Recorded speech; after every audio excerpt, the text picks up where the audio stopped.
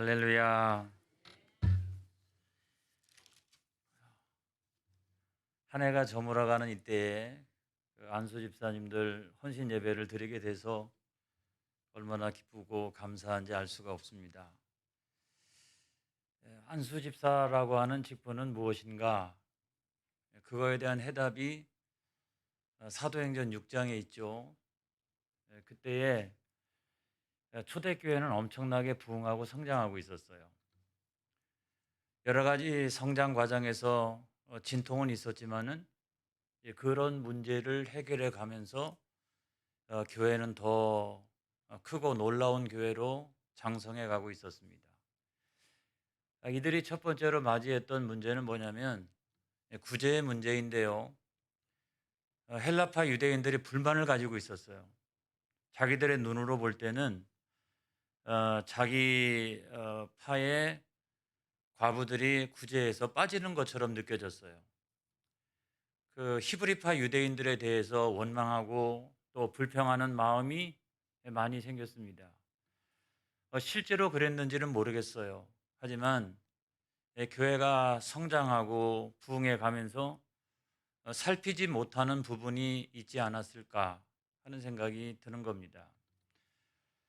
이 문제를 해결하기 위해서 사도들이 원래는 기도하고 말씀에 전무하고 있었는데 이거를 잠깐 내려놓고서 구제하는 일에 전무하기 시작을 했어요.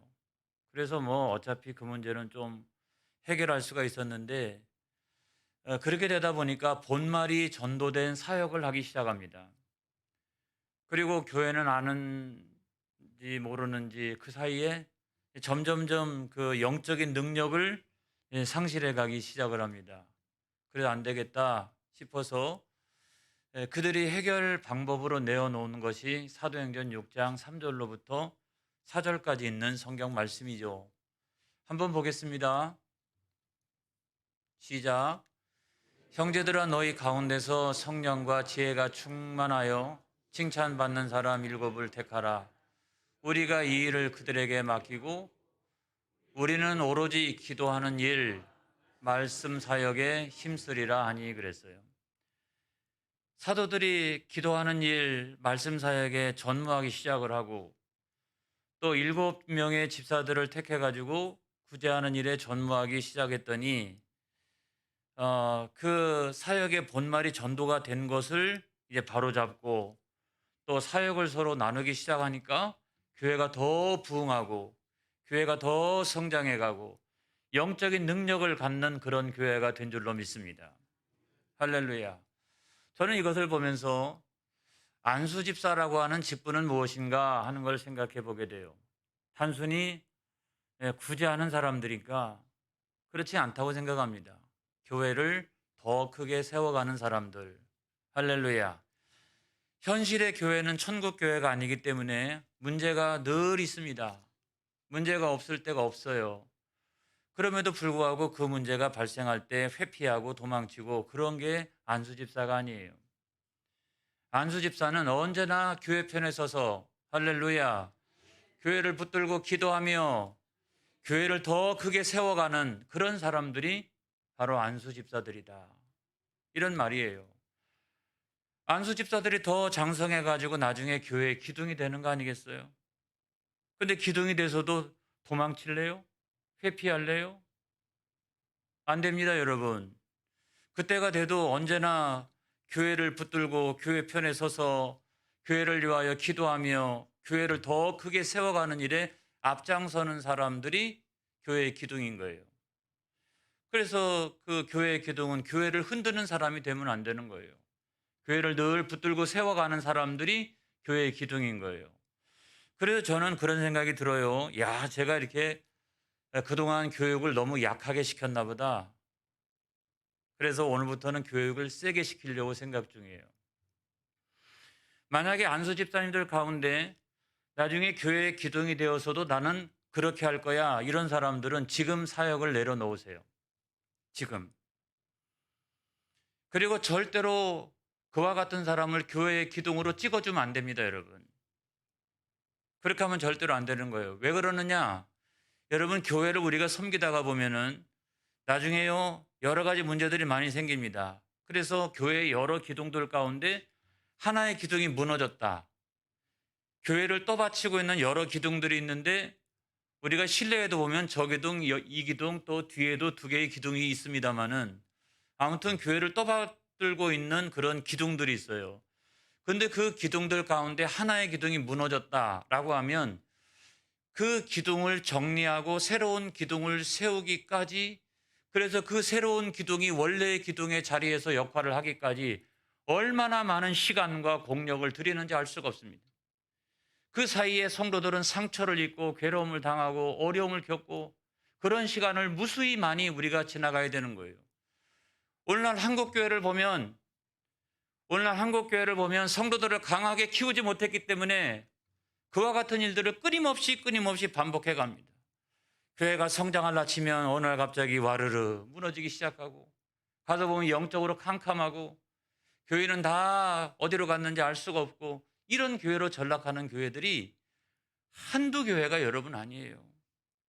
그래서 여러분, 우리가 안수 집사란 누구냐 하는 것을 제대로 이해를 해야 됩니다, 여러분. 성경에 보면 안수 집사는 어떤 사람들이에요? 어떤 사람들을 우리가 선출해야 될까요? 첫 번째로 보면 성령이 충만한 사람. 할렐루야. 성령으로 거듭난 사람. 이런 사람들은 다 성도들이죠. 근데 안수 집사는 기도를 열심히 해가지고 성령이 충만한 사람이 되어져야 합니다.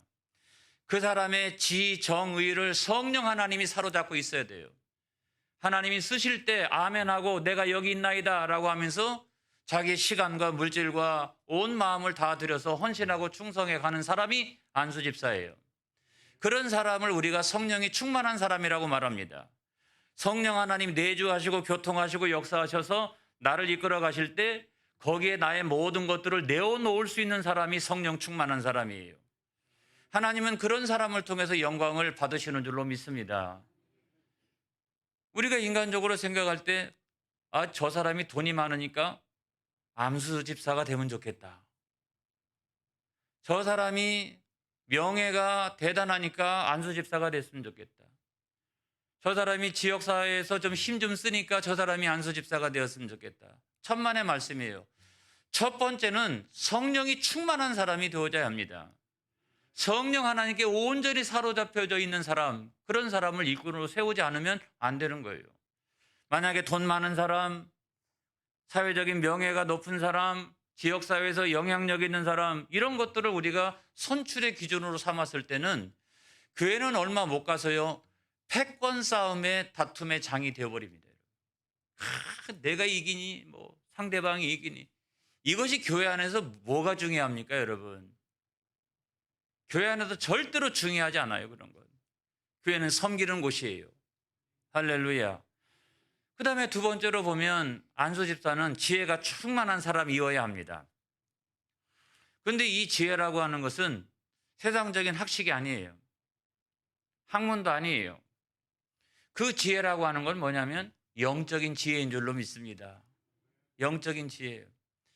그래서 그 영적인 지혜라고 하는 것은 예수 믿으면 금방 쌓이느냐? 그렇지 않습니다. 오랫동안 기도하면서 성경을 깊이 묵상하는 가운데 그 영적인 지혜가 켜켜이 쌓여가기 시작을 합니다. 그래서 어떤 사람은 기도를 열심히 하는데 제가 볼 때는 그런 영적인 지혜가 별로 없어요. 어떤 사람은 성경을 여기도 좀 알고 저기도 좀 알고 좀 알긴 하는데 성경에 대한 지식이 얕은 사람도 결코 영적인 지혜가 쌓여갈 수가 없습니다, 여러분.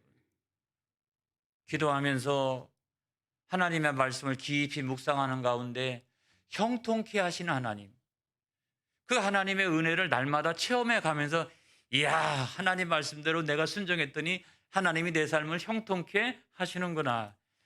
이야, 내가 하나님 말씀에 순종했더니 나를 시냇가에 심은 나무처럼 하나님 내 삶을 인도해 주시는구나. 그런 영적인 체험들이 켜켜이 쌓여져 가면서 영적인 지혜가 쌓이기 시작하는 거예요. 할렐루야. 오늘 갑자기 후광이 짠 하고 생기는 게 아니라는 거예요. 그런데 목사님, 그러면 영적인 지혜가 있는 사람이 어디 있어요? 근데 제가 보면은요, 여러분들이 볼 때는 모르겠지만 옆에 좌우를 한번 생각해 보세요. 좌우를 한번. 내 옆자리에 누가 앉아 있나? 내 좌우에 누가 앉아 있나? 한번 생각을 해 보세요. 여러분들이 생각할 때는 저 사람이 별로 영적인 지혜가 없어 보여도 제가 이렇게 위에서 보면 영적인 지혜가 있는 분들이 여러분 옆자리에 앉아 있어요.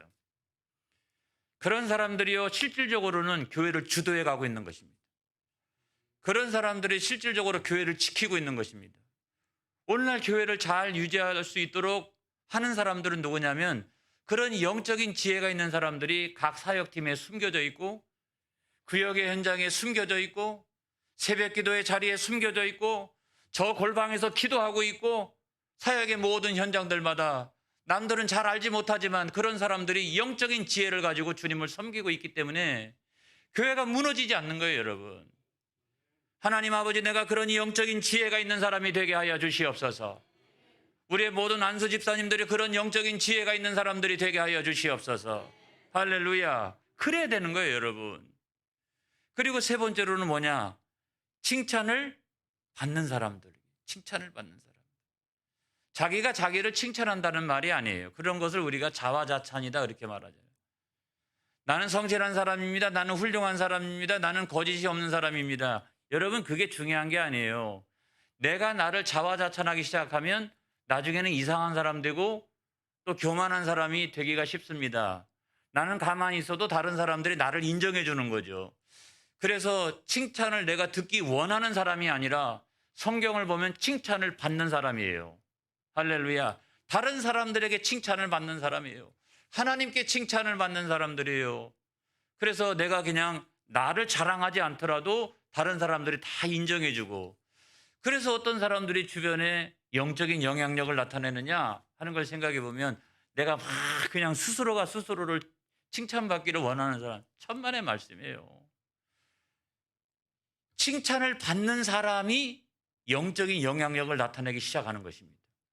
할렐루야. 그런 사람 안에 복음이 들어가면 놀라운 역사들이 일어나기 시작을 하는 거예요. 그리고 맨 마지막에는 믿음이 충만한 사람이라고 그랬어요.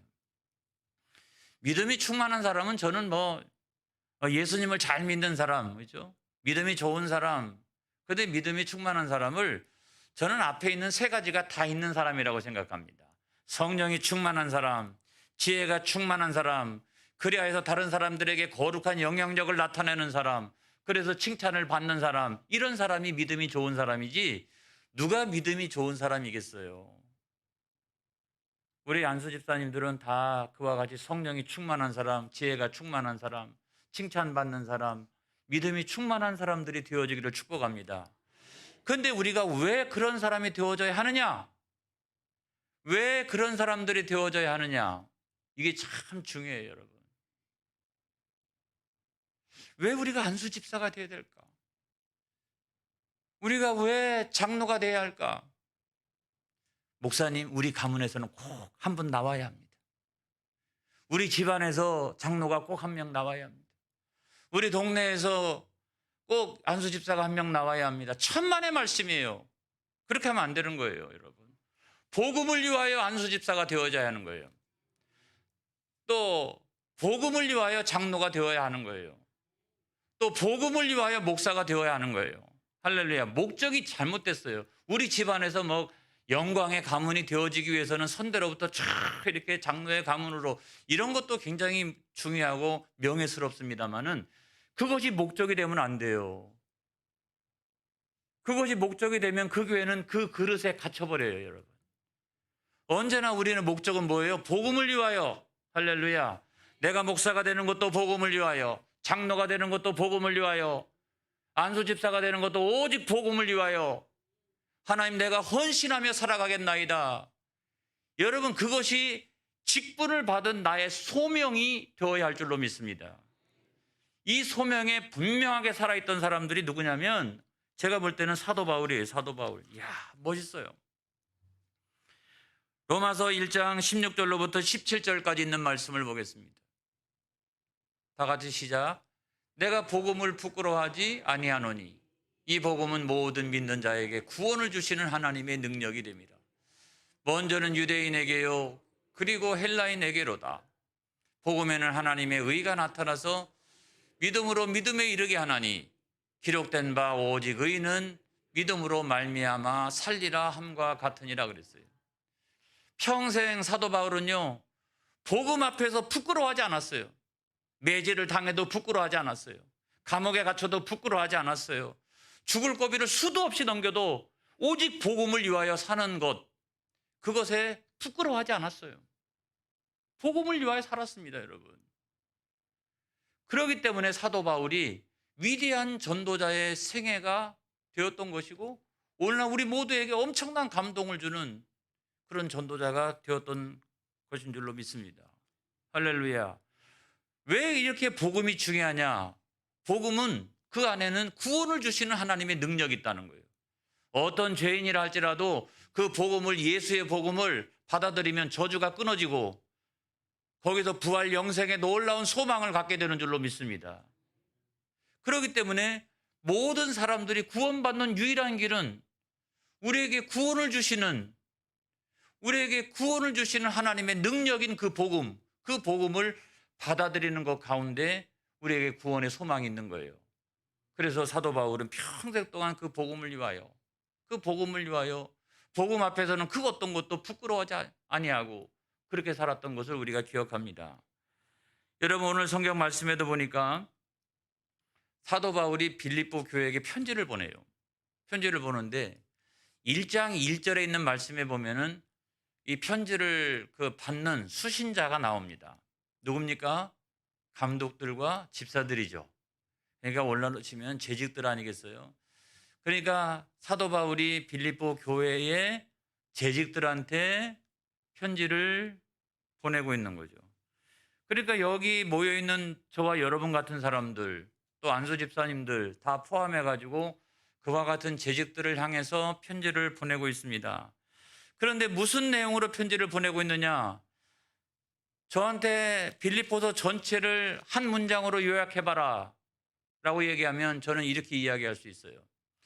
나는 평생을 복음을 위하여 부끄럽지 않는 인생을 살아왔다. 그러므로 너희들도 그 복음에 참여하는 자가 되라. 할렐루야. 이 빌립보서에서 가장 중요한 내용은 뭐냐면 내가 복음을 위하여 살았던 것처럼 너희도 그 복음을 위하여 수고하는 사람, 그 복음을 위하여 참여하는 사람, 그런 사람이 되라. 이것이 사도 바울이 보낸 편지의 가장 중요한 내용인 것입니다. 빌립보서 2장 22절에 있는 말씀을 보겠습니다. 시작. 디모데의 연단을 너희가 하나니 자식이 아버지에게 함같이 나와 함께 복음을 위하여 수고하였느니라. 자기의 영적인 아들 디모데를 생각하면서 디모데도 자기 못지않게 많은 연단을 받고 있었어요. 연소함 때문에도 마찬가지고 여러 가지 어려움을 당하고 있었는데 그럼에도 불구하고 어떻게 했다? 복음을 위하여 늘 언제나 수고했다는 거예요. 그런 디모데를 보면서 너무나 하나님 앞에 감사하고 있는 거예요. 뿐만 아니라 이 빌립보 교회를 보면서도 사도 바울이 뭐에 감사하고 있느냐 하는 걸 우리가 볼 필요가 있는데 그건 다른 것이 아닙니다. 복음을 위하여 늘 수고하고 거기에 참여하는 교회가 되었기 때문에 그래요. 빌립보서 1장 5절에 있는 말씀을 보겠습니다. 시작. 너희가 첫날부터 이제까지 복음을 위한 일에 참여하고 있기 때문이라 그랬어요. 자, 이 교회가 세워진 그 첫날부터 오늘날까지 이 교회는 본질을 붙들고 있어요. 뭡니까? 복음을 위하여.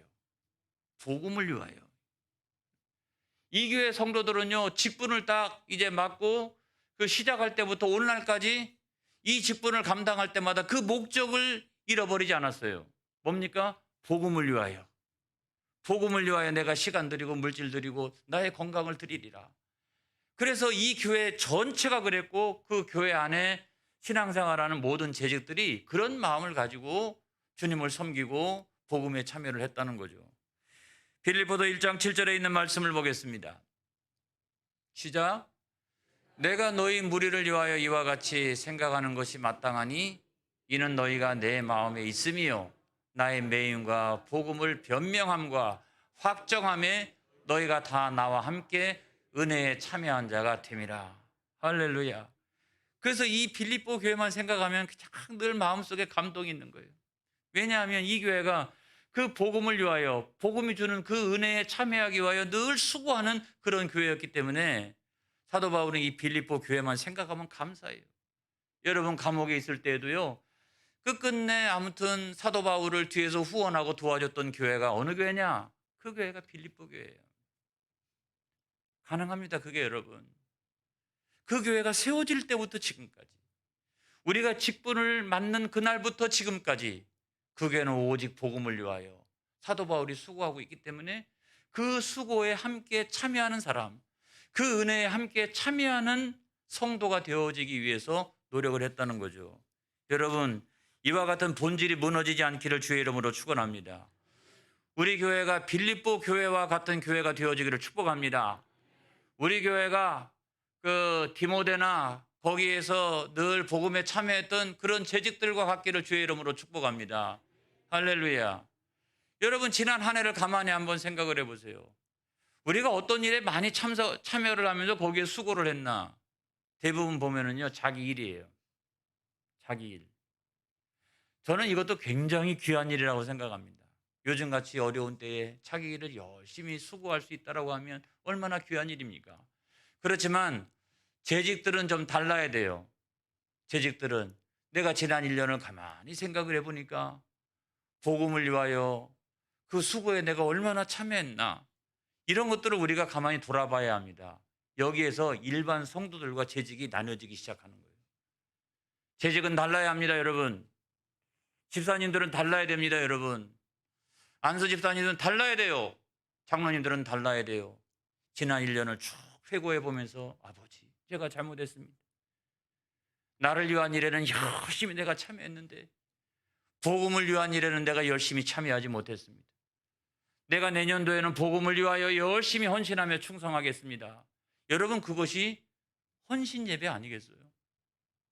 이 마지막 달에 있는 헌신 예배의 의미가 무엇인가 하는 걸 생각해 보면 다른 게 아니에요. 하나님 아버지, 내가 잘못했습니다. 가만히 생각해 보니까 나를 위하여만 살았습니다. 내가 내년도에는 복음을 위하여 살겠습니다. 위대한 믿음의 선진들이 그 길을 걸어갔던 것처럼 나도 그 복음을 위하여 수고하고 참여하는 자가 되겠습니다. 할렐루야. 여러분, 그래야 우리가 신랑대에 오시는 그리스도를 잘 맞이할 수 있는 거죠. 이걸 믿으시기를 주의 이름으로 축원합니다. 그래서 안수 집사님들은 두 가지를 잘해야 돼요. 두 가지를 잘하자. 시작. 두 가지를 잘하자. 자, 첫째는 뭐냐면 복음을 위하여 수고하는 일에 잘 참여해야 돼요. 복음을 위하여. 그래서 교회 안에 막 복음을 위하여 수고하는 일이 있다고 하면 안수 집사님들은 무조건 1번이어야 돼요. 앞으로 장차 교회의 기둥이 될 분들인데 그런 분들이 모범을 보여야죠. 그래, 여러분, 성경에 빌립보서 1장 27절에 보면 이런 말씀이 있어요. 시작. 오직 너희는 그리스도의 복음에 합당하게 생활하라. 이는 내가 너희에게 가보나 떠나 있으나 너희가 한 마음으로 서서 한 뜻으로 복음의 신앙을 위하여 협력하는 것과 잘 협력해야 된다는 거예요. 그 말은 복음을 위한 수고에 참여하는 자가 되어져야 한다는 거예요. 할렐루야. 그 다음에 또 한 가지 잘해야 될 일이 있어요. 그거는 빌립보서 1장 28절이에요. 시작. 무슨 일에든지 대적하는 자들 때문에 두려워하지 아니하는 이 일을 듣고자 함이라. 이것이 그들에게는 멸망의 증거요 너희에게는 구원의 증거니 이는 하나님께로부터 난 것이라. 할렐루야. 그래서 우리가 복음을 위하여 수고할 때마다 항상 만나는 것은 영적인 전쟁입니다. 그래서 그 영적인 대적들을 향하여 절대로 두려워하지 마라. 우리의 대장은 예수님이시다. 할렐루야. 그래서 그 예수님 뒤를 따라서 우리가 나가서 복음을 전하는 거예요. 두 가지를 잘해야 된다. 하나는 복음을 위하는 일에 참여하고 협력하는 일을 잘해야 되고, 두 번째로는 그 영적인 전쟁, 복음을 위하여 나갈 때마다 항상 언제나 영적인 전쟁이 있다. 그 대적들을 두려워하지 말아라. 그 대적들을 두려워하지 말아라. 주님이 이미 승리하셨으니 우리가 예수 이름으로 선포하고 나가면 우리는 반드시 승리한다. 할렐루야. 하늘로부터 귀신이 떨어진다. 할렐루야. 놀라운 역사들이 일어난다 라고 하는 것을 여러분 믿으시기를 주의 이름으로 축원합니다. 그래서 우리 안수 집사님들을 통해 가지고 교회가 더 크게 세워지는 역사가 일어나기를 바라요. 현실의 문제들이 아무리 많이 있어도 그걸 극복해 나가면서 교회는 더 든든히 세워지는 그런 놀라운 역사들이 일어나길 바랍니다. 우리의 자리는 항상 거기에요. 여러분, 종교개혁가인 마틴 루터가 독일의 중부 지역에 옛날에 독일 의회가 있었던 보름스라고 하는 지역이 있었는데 거기서 붙들려 가지고 사형 언도를 받았어요. 그런데 그 옛날 보름스 그 독일 의회의 그 건물 바로 앞에 입구에 보게 되면 비석이 하나 있는데 그 비석에 이런 글귀가 세워져 있습니다. 내가 여기 서 있습니다. 그건 뭐냐면 사형 언도를 받을 때 이 마틴 루터가 이사야의 소명을 생각하고서 주님 제가 여기 있습니다. 주님 제가 여기 있습니다. 내가 종교개혁을 위해서 열심히 헌신하고 수고하다가 지금 붙들려 왔는데 그리고 조금 있으면 사형 언도가 내려집니다. 그럼에도 불구하고 내가 이 자리를 외면하지 아니하고 이 십자가를 거부하지 아니하고 주여 내가 여기 있나이다.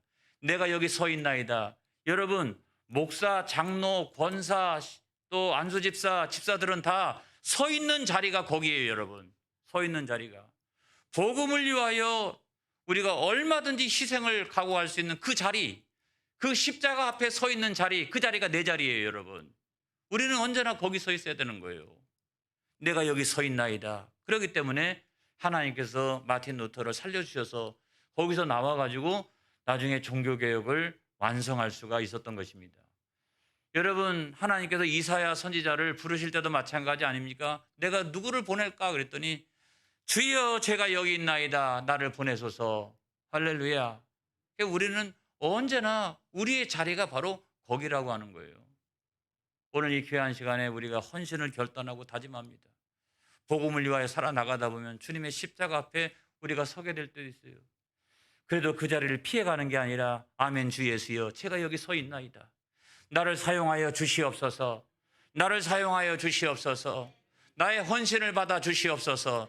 나의 희생을 받아 주시옵소서. 여러분 그런 사람들이 재직이라는 거예요. 그래서 우리는 그런 마음으로 결단하기 위해서 오늘 이 귀한 저녁에 헌신 예배를 드리는 줄로 믿습니다. 저도 그 길 가기 원합니다. 우리 장로님들 그 길 가기 원합니다. 안수 집사님들 그 길 가기 원합니다. 우리 권사님들 그 길 가기 원합니다. 우리 집사님들 그 길 가기 원합니다. 아멘 주 예수여 제가 여기 서 있나이다. 나를 사용하여 주시옵소서. 우리 교회는 크게 부흥하게 될 줄로 믿습니다. 할렐루야. 기도하겠습니다.